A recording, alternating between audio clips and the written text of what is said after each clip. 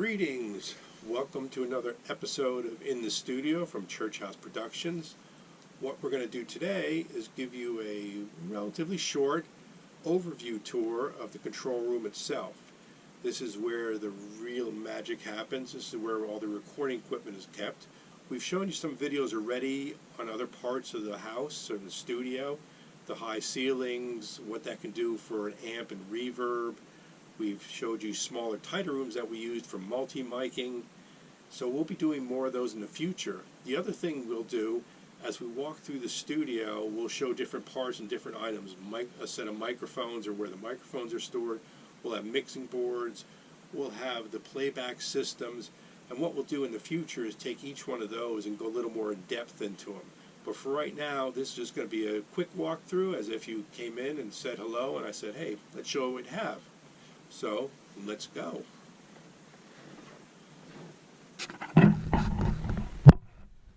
Really, the heart and soul of most systems and most studios is going to be their mixing boards and their recording equipment.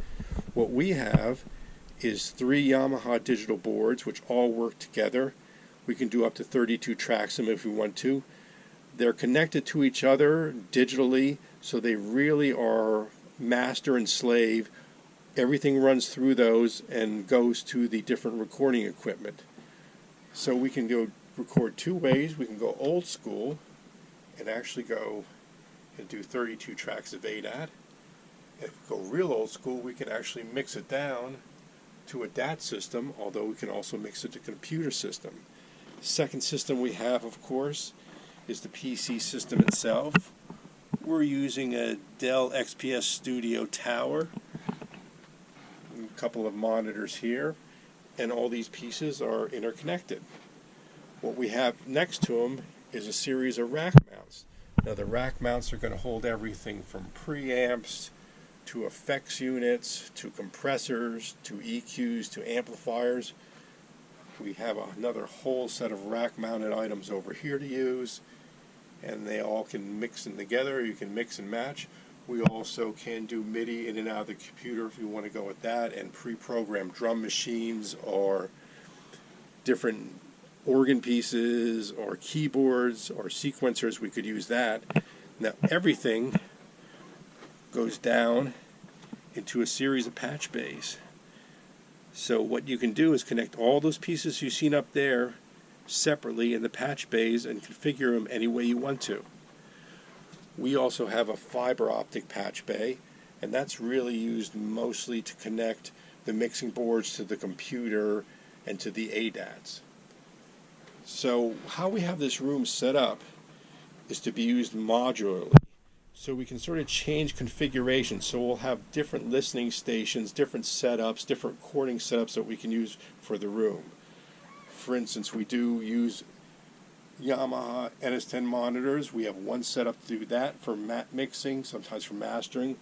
We have the Mackie system over here, as you can see, and a placement for that where we would move equipment out. You'd have the keyboards and everything convenient in front of you. But what we do is set it up modularly, and we change it around as it's needed. Also in this place, we have, of course, a variety of amplifiers you can use if you want to, down to some more bass amplifiers over here.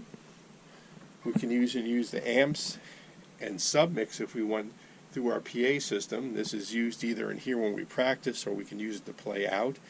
Either way, so we have the PA system going. We have the variety of instruments laying around like most people do. Not a massive guitar collection, don't really need that, but we have enough stuff that we can get a bunch of different sounds and a variety of different guitar sounds. This is really our microphone closet over here.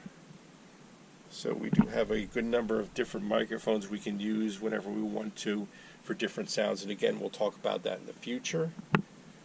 We always keep a library, so I have manuals for everything, because there's nothing worse than having a piece of equipment. You've been using it for 10 years, you think you know it by heart, something strange glitches on it, and all of a sudden you don't know what to do. Well, I keep all the manuals. That's the best way to do it. Variety of little pieces stacked all over the place.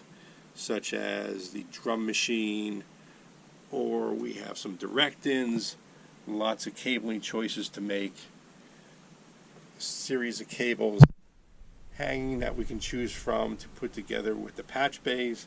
And if you notice, we really do have these walls, although it's pretty dark and you probably can't see it right now, that are lined with soundproofing. Some of it bought, some of it we made with 2-inch compressed fiberglass wrapped in burlap. Really cuts down the sound. And one of the ways we go modular is we have movable slats like that. So we have pieces that we can set up and use to make a vocal booth, make a listening booth, separate amplifiers and pieces like that. And again, if you look in the article that we're putting out, we have pictures of some of those setups so you get an idea of what we do modularly. Again, we can just move things around in this studio and get a bunch of different configurations to listen to. We will have an area where we have mic stands all over the place, or a variety of headphones hanging around, or a whole closet full of cables, which is really what you need to do. In addition to that, we'll have a whole area of mix pedals that we can use, guitar pedals, separate pedals, different things like that. We have our own sound system in here to listen to. Not great, but relatively decent.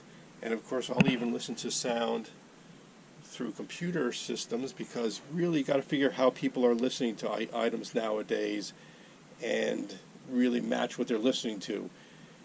If you're listening to it on $1,000 a piece monitors, you're going to hear it one way. That's not necessarily how they're going to hear it on a real sound system. So these are the main basics of the room. Of course, we have to have a hat collection laying around somewhere too. So I think that's what we'll do for today. We'll look at that. And I hope you enjoyed the experience. And if you have any questions or anything in particular that you would like to talk about, or an item like you'd like to go over, just give us a holler, let us know, and we'll see what we can do. Thanks for watching.